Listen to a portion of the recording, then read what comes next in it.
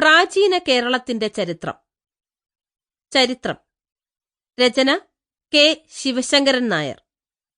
ശബ്ദം നൽകുന്നത് Uma Thradeep. Production copyright Storytel and DC Books 2020, a DC Books production. അധ്യായം 1. പീഠിക. കേരളവും മലയാളവും. അനിശ്ചിതമായ അർത്ഥത്തിൽ പ്രചാരത്തിൽ വന്ന രണ്ടു പദങ്ങളാണ് കേരളവും മലയാളവും. അറബിക്കടൽക്കരയിൽ സഹ്യപർവ്വതത്തിന് പടിഞ്ഞാറുവശത്തായി മഞ്ചേശ്വരം മുതൽ പാറശാല വരെയുള്ള പശ്ചിമ തീരദേശത്തെ കേരളമെന്നും അവിടത്തെ സംസാര ഭാഷയെ മലയാളമെന്നുമാണ് ഇപ്പോൾ നാം മനസ്സിലാക്കുന്നത്. അതായത് ഇപ്പോൾ കേരളം ദേശനാമവും മലയാളം ഭാഷാനാമവുമാണ്. എന്നാൽ അടുത്ത കാലം വരെ മലയാളമെന്നുള്ളത് ദേശവാചിയായിരുന്നു എന്നു മാത്രമല്ല, കേരളമെന്ന പദം ദേശനാമമെന്ന നിലയ്ക്ക് പ്രചാരത്തിലെത്തിയിരുന്നതുമില്ല. മലനാട് എന്ന പഴംതമിഴ് പദത്തിന്റെ കർണാടക രൂപമാണ് മലയാളം. ആളുക അല്ലെങ്കിൽ ഭരിക്കുക എന്ന ധാതുവിൽ നിന്നുള്ള ആളം എന്ന പദത്തിന് ഭരിക്കപ്പെടുന്ന രാജ്യം അഥവാ നാട് എന്നാണ് അർത്ഥം. അതേ അർത്ഥമുള്ള ആൺമ എന്ന പദവുമായി ചേർന്ന് മലയാണ്മ എന്ന പദവും 1 നൂറ്റാണ്ടിന് മുമ്പ് വരെ ഉപയോഗത്തിലിരുന്നു. ഇംഗ്ലീഷ് വിദ്യാഭ്യാസത്തിന്റെ പ്രചാരത്തോടുകൂടിയാണ് മലയാളം ഭാഷാവാചിയായതെന്ന മഹാകവി ഉള്ളൂരിന്റെ പ്രസ്താവന തികച്ചും യാഥാർത്ഥ്യനിഷ്ഠമാണ്. മലയാളം എന്ന പദം ദേശനാമമായി ഉപയോഗിച്ചിരുന്നതിന്റെ ചില ഉദാഹരണങ്ങൾ കാണിക്കാം.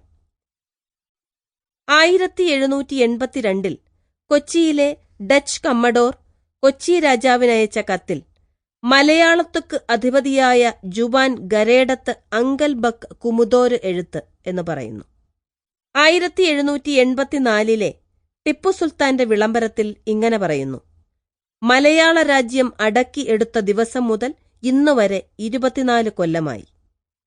1789 കൊച്ചി രാജാവ് ബറ്റേവിയായിലെ ഡച്ച് ഗവർണർ ജനറലിനയച്ച കത്തിലെ ചില പ്രയോഗങ്ങൾ ഇപ്രകാരമാണ്: ഹൈദർ നവാബ് ബലത്തോടുകൂടി മലയാളത്തിൽ വന്ന് പല രാജ്യങ്ങളും ഒതുക്കി എന്നുവരുമ്പോൾ ബഹുമാനപ്പെട്ട കുമ്പഞ്ഞിക്ക് മലയാളത്തിൽ പല സ്ഥലങ്ങളും പോകേണ്ടി വരുമല്ലോ.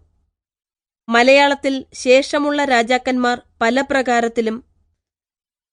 വേലുത്തമ്പി ദളവയുടെ 1809 കുണ്ടറ വിളംബരത്തിൽ പരശുരാമപ്രതിഷ്ഠയിലുണ്ടായ മലയാളവും ഈ സംസ്ഥാനവും തോന്നിയ നാൾ എന്നു പറഞ്ഞിരിക്കുന്നു.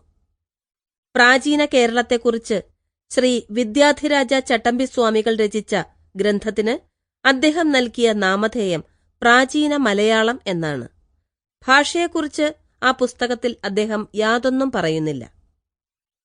ക്രിസ്തുവർഷം 1956 കേരള സംസ്ഥാനം രൂപീകരിക്കപ്പെടുന്നതുവരെ തമിഴർ കേരളത്തെ പരാമർശിക്കുമ്പോൾ മലയാളമെന്നും മലയാളർ എന്നുമല്ലാതെ കേരളം എന്നും കേരളീയരെന്നുമുള്ള പദങ്ങൾ ഒരിക്കലും ഉപയോഗിച്ചിരുന്നില്ല അവർ.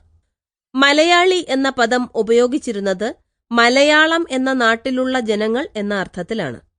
അടുത്ത കാലം വരെ മലബാർ എന്നും മലയാളം എന്നുമല്ലാതെ കേരളം എന്ന സ്ഥലനാമം സർക്കാർ രേഖകളിലും ഉപയോഗിക്കപ്പെട്ടിരുന്നില്ല.